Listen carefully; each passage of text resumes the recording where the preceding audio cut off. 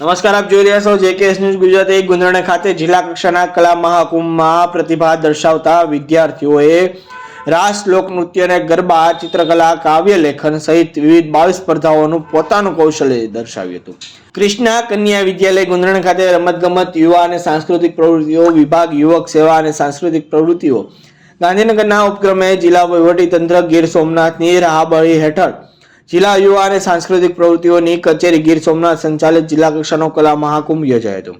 જિલ્લા કલેક્ટર દિગ્વિજયસિંહ જાડેજાએ કલા મહાકુંભનું ઉદ્ઘાટન કરતા જણાવ્યું હતું કે અભ્યાસની સાથે ઇતર પ્રવૃત્તિઓ પણ જીવનમાં ખૂબ જ જરૂર હોય છે। વિદ્યાર્થીઓમાં જન્મથી જ કોઈ કલા પડેલી હોય છે। આ સુષુપ્ત કલાને નિખારવાનો ઉત્સવ કલા મહાકુંભ છે। કોઈ પણ રમતમાં હાર જીત એ તો સ્પર્ધાનો એક ભાગ છે, પરંતુ ખેલદિલીપૂર્વક રમવું જોઈએ। રમતગમત થી જ વિદ્યાર્થીઓમાં ખેલદિલી અને લીડરશિપ અને ટીમવર્ક જેવા ગુણો વિકસે છે।